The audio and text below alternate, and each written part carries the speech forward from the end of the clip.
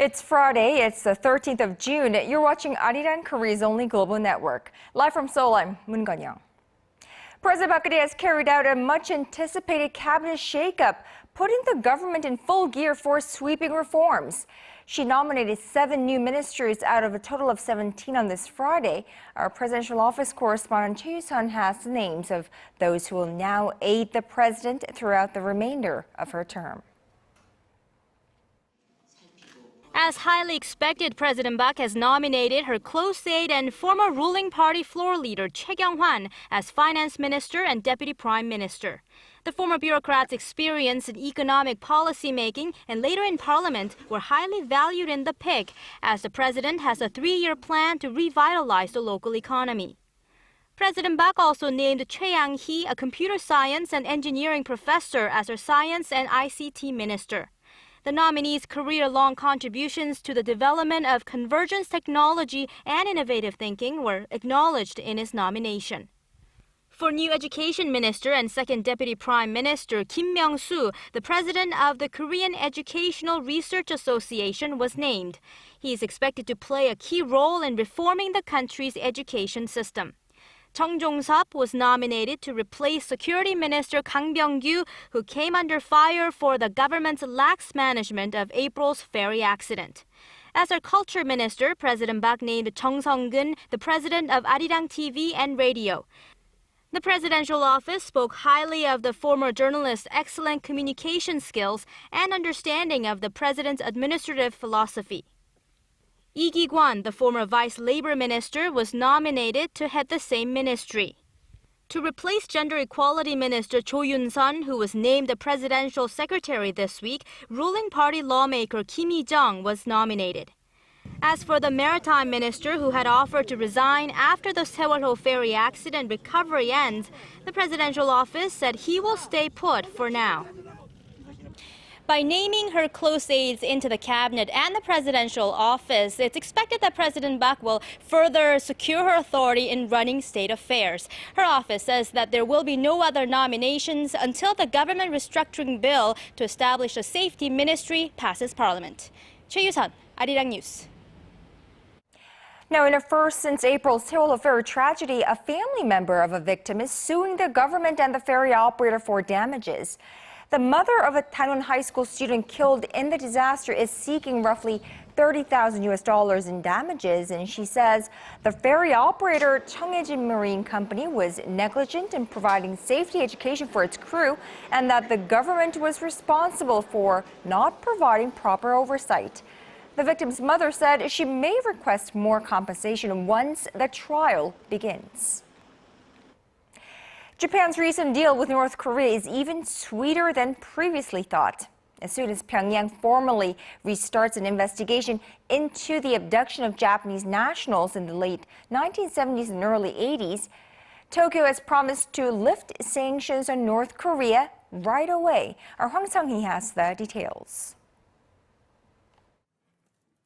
Japan's Chief Cabinet Secretary Yoshihide Suga said Thursday that Tokyo will lift 3 of its sanctions against North Korea at once, as soon as Pyongyang launches a special reinvestigation committee to look into the abduction issue. The sanctions include a general travel ban between the two countries, a ban on money transfers, and a prohibition of North Korean ships entering Japanese ports. The reinvestigation committee is expected to be formed as early as late next week. Japan struck a surprise deal with North Korea last month, agreeing to lift some of its sanctions against the communist regime in exchange for more information on the fate of several Japanese citizens who were abducted by the North in the 1970s and 80s. Since then, the Abe administration has been proactive in trying to resolve the abduction issue. A possible trip to Pyongyang by the Japanese leader has even been talked about, although Suga said the current timing wasn't appropriate. The recent cozy ties between the two neighbors is a cause for concern, as it could dent trilateral cooperation among South Korea, the United States, and Japan. Up until the agreement, Japan had been secretive with its interactions with the North. Experts say from now on, Tokyo should hold behind-the-scenes consultations with its two allies to make sure their trilateral alliance for dealing with North Korea remains intact. 황성희, Arirang News. The global community seeks ways to end wartime sexual abuses, and Korea is highlighting the need for Japan to take accountability for forcing hundreds of thousands of women into sexual slavery in the early 20th century. Speaking at an international forum on wartime sexual violence, a senior Korean diplomat said Japan's recognition of its past could prevent future cases of mass rape during times of war. Connie Kim reports. The Korean government is stepping up its diplomatic campaign to press Japan to repent and compensate for the women it forced into sexual slavery during World War II. Speaking at the Ending Sexual Violence and Conflict Summit in London on Thursday, Korea's second vice foreign minister Cho Tae-yeol said Japan's horrific crime should never be repeated and swift action needed to be taken for the sake of the victims. The Japanese government needs to acknowledge its responsibility for the comfort women issue, make an official apology, and take responsible measures in order to prevent such tragedy from happening again. The minister emphasized that Tokyo recognizing its past wrongdoings and taking action are needed to move forward. We will not be able to construct a sexual violence-free world if there is no repent, apology, and probe into past crimes. An estimated 200,000 women, mostly Korean, were used as sex slaves by the Japanese military during the war. However, Tokyo claims that the issue was settled through a 1965 treaty that normalized the two countries' diplomatic ties. The London gathering, the largest of its kind, hopes to find ways to bring an end to war-zone rape in parts of Africa and the Middle East. Bringing together more than 100 countries, the four-day conference hopes to come up with practical measures to prevent wartime sexual violence and expand international support for the victims. Connie Kim, Arirang News. Now, the de facto maritime border dividing the two Koreas in the West Sea has become one of the most contentious areas in a conflict that's been bubbling for more than 6 decades now. And with North Korea continuing on with its provocations near the northern limit line, South Korea has announced plans to build a new naval base in the region by the end of this year. Kim Hyun-bin has this report. The South Korean military plans to finish construction of a naval base on one of its Western Sea border islands by the end of this year to better cope with North Korea's naval provocations. A South Korean naval officer said Friday that the base will be located on Baekneung-do Island, just 10 kilometers south of the de facto maritime border separating the two Koreas. Upon completion, the base will house a 570-ton guarded missile patrol killer, or PKG, and a 170-ton patrol killer medium vessel, or PKM, and will accommodate up to 100 personnel. The total cost of the base is expected to come in at roughly $42 million. It's money being spent to counter the North Korea threat and prevent another provocation in an area that has become one of the most contentious on the Korean peninsula. In March of 2010, the North torpedoed South Korean warship in the area, killing 46 sailors. 8 months later, the North shelled Yeonpyeong Island, killing 4 people, including 2 civilians. In the years since, North Korea has continued to provoke its southern neighbor through naval exercises and firing off artillery that has landed south of the maritime border.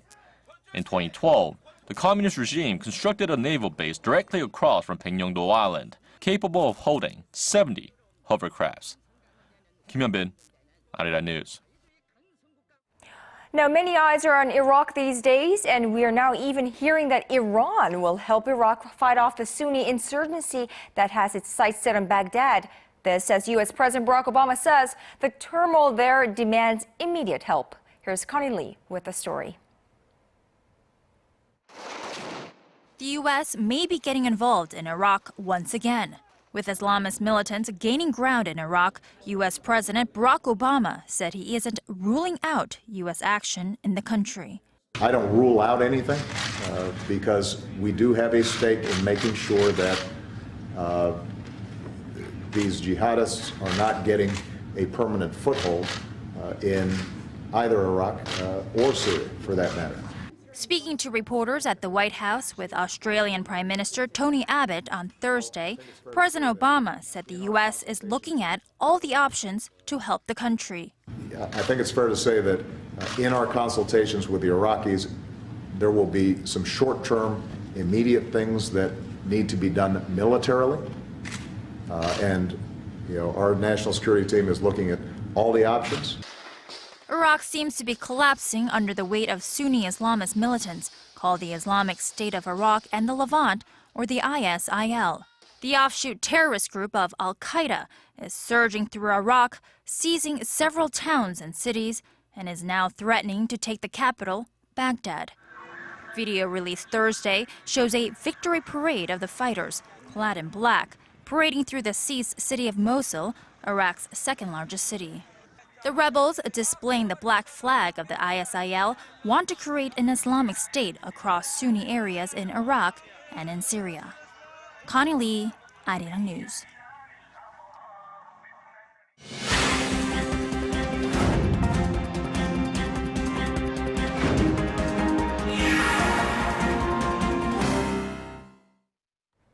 The Bank of Japan has decided to keep its stimulus monetary policy framework steady, reflecting its confidence in the nation's path to economic recovery. Japan's central bank announced Friday that it would continue to expand its base money by about 60 to 70 trillion yen. That's about $600 to $700 billion per year. Now, the quantitative easing monetary policy set last year by the Bank of Japan aims to achieve an inflation rate of 2% by next year. And Friday's decision suggests that the central bank is pretty optimistic that the Japanese economy is on the path to recovery and further stimulus measures are not needed. Meanwhile, here in Korea, foreign currency deposits in Korean banks hit a record high for the second straight month in May. The Bank of Korea said Friday that foreign exchange deposits of residents in Korea stood at almost $60 billion as of the end of last month, which is up $1.2 billion from a month earlier. Now, the central bank attributed the rise to a spike in Chinese yuan deposits as investors sought the currency out for its higher yield. Residents include local citizens, foreigners, and foreign companies who have stayed in the country for more than 6 months. Now, the recent developments in Iraq have caused oil prices to spike to a 9-month high due to concerns over global supplies. Brent crude futures have risen 3% to more than $113 per barrel, while U.S. crude have gone up 2% to more than $106. Now, Iraq is the second largest oil producer among the Organization of the Petroleum Exporting Countries. And the jitters over Iraq have also impacted global stock markets. Shares in the U.S. fell on Thursday, and major indices across Asia were down in early trading on Friday.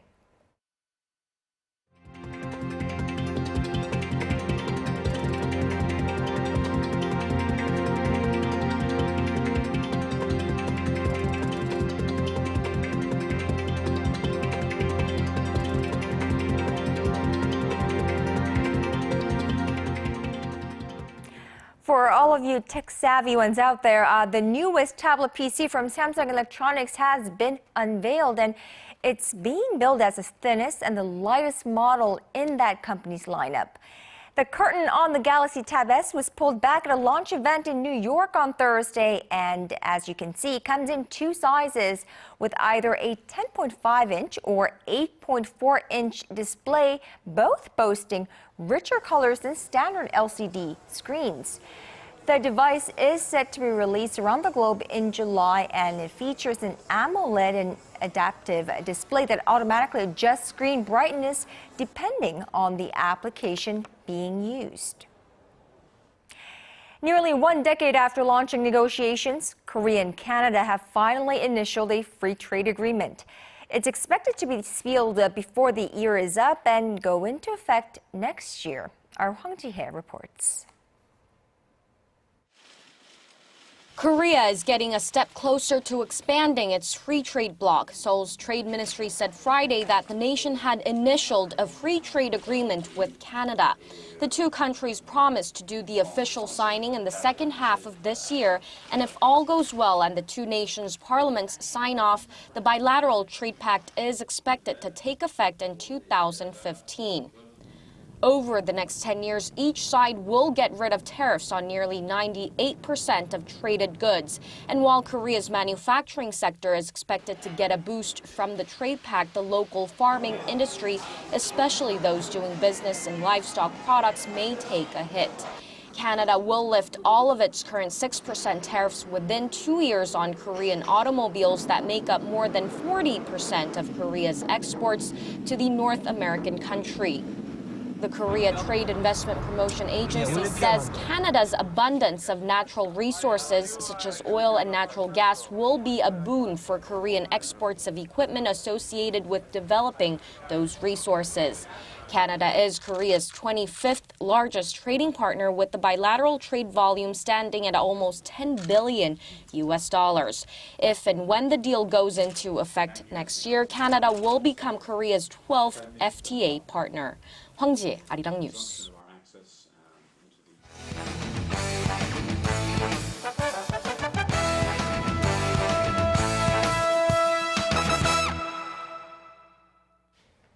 The 2014 World Cup officially kicked off in Brazil with the opening ceremony and the first match on Thursday or dawn on Friday morning here in Korea. Our sports correspondent Song Ji-sun tells us more about last night's game and what's in store for us the next round.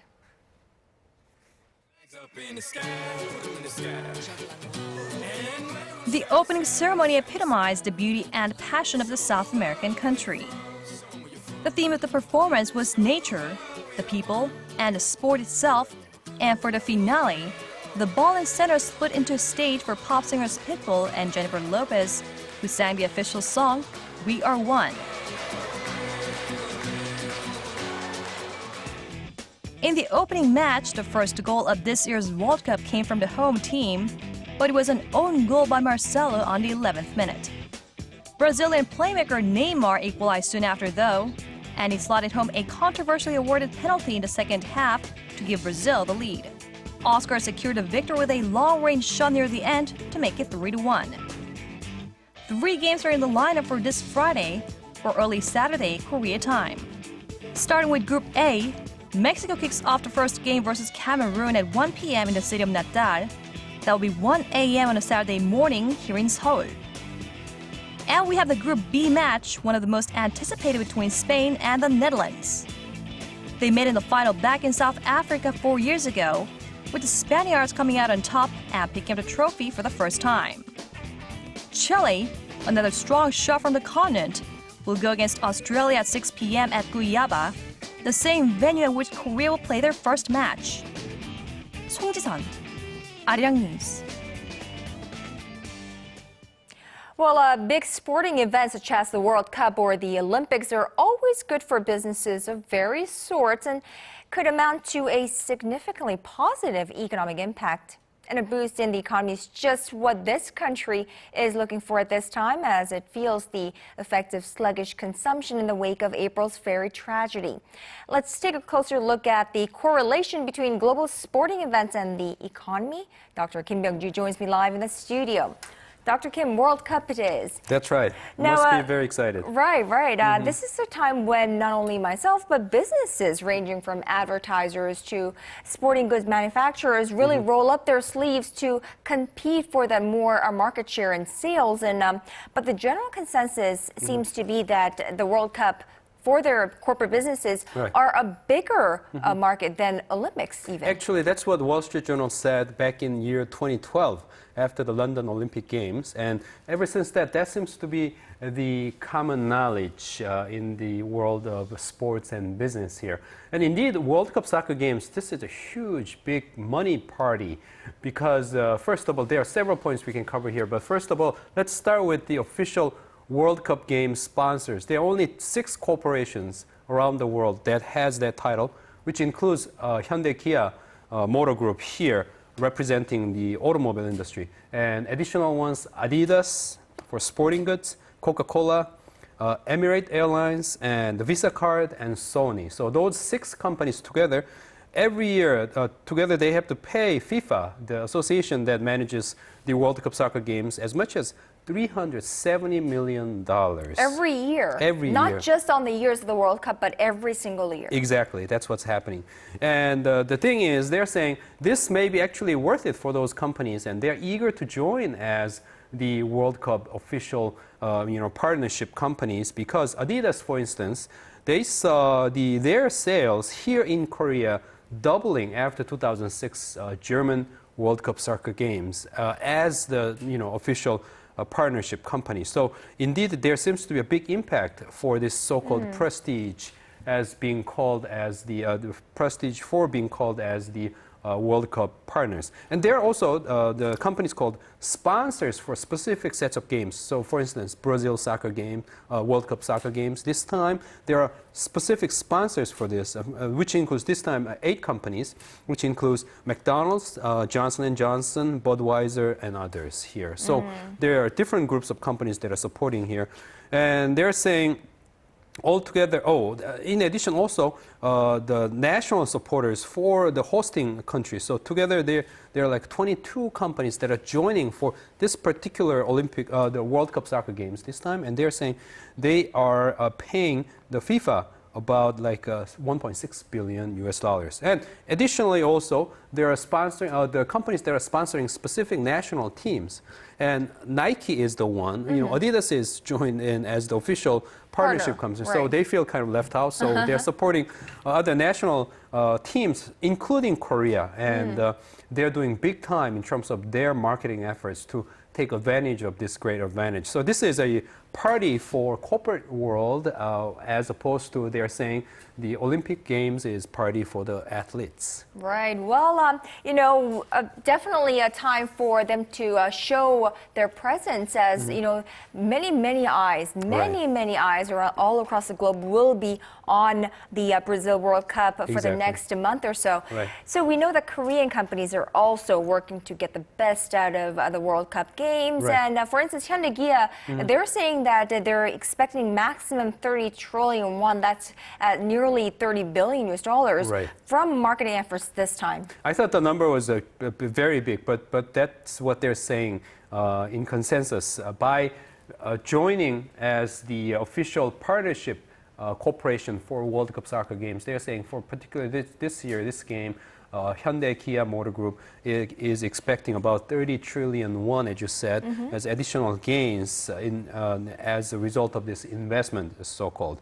The thing is, Hyundai Kia Motor Group has maintained this title as the partner company for the partner corporation for World Cup games ever since 1999, and they have just extended their status until up to year 2022. So it's a long future ahead. So they are doing all they can in terms of getting the best out of this sponsorship or their support for these soccer games. Of course, other companies such as Samsung Electronics, LG Electronics, they are doing all they can without the official status as the sponsoring company. So in Korea, it's an exciting time for corporate world, at least on their part.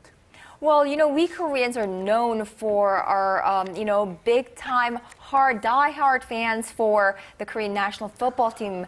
We'll all be in red, a sea of red next week. But this time around, the World Cup fever, isn't as prominent as the previous ones because of various things, including the Ferry disaster. Indeed. Actually, Korean corporate world was expecting or hoping that the situation would get better somehow, but looks like it's not really. And as you said, national mourning still continues about Seoul Ferry disaster here. And in addition, also another barrier is the time difference.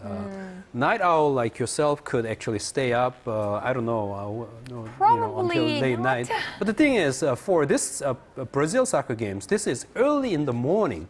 So it's for early birds like me, elderly citizens who can get up early in the morning. They can do it. But young people who can be night owls, who can stay up until late, but not all the way until the very early morning. It's very difficult. And soccer game fans, they're young people. So plus, they have to go to work right afterwards. Exactly. So no beer and no chicken. Exactly. So they're planning different kind of things. Young people, they're saying, well, we'll just have to stay up whole night and watch the game in the morning and then go to work. that's going to be very tough. So that's going to be another barrier against making this particular soccer game this time like a feast that we have seen before. Well, we'll see definitely a lot of sleepyheads in the office around for the next month or so. We'll check it out. Yeah. Right.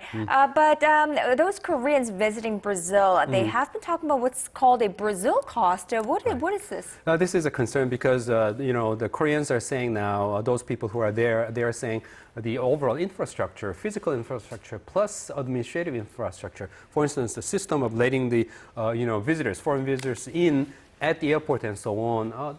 And public transportation, they seem to be running into a lot of difficulties here. So they're talking a lot about this lack of, if you will, preparation in Brazil at this point. So we'll wait and see, how many more stories are being told. But at this point, looks like Koreans who seem to have a high expectation about the hosting company are saying some, to say the least, negative words. Right, and also there is a big traveling distance between the three stadiums that Korean players will be playing, so that will be another problem.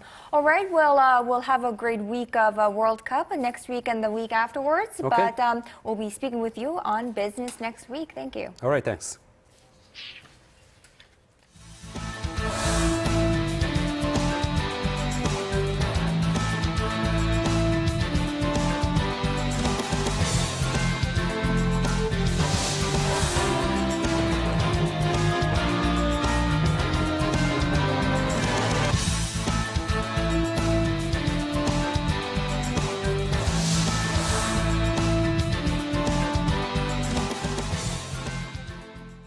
And that's your business today on this Friday. Thank you for watching, and do join us again at 6 p.m. Korea time on Early Edition at 6.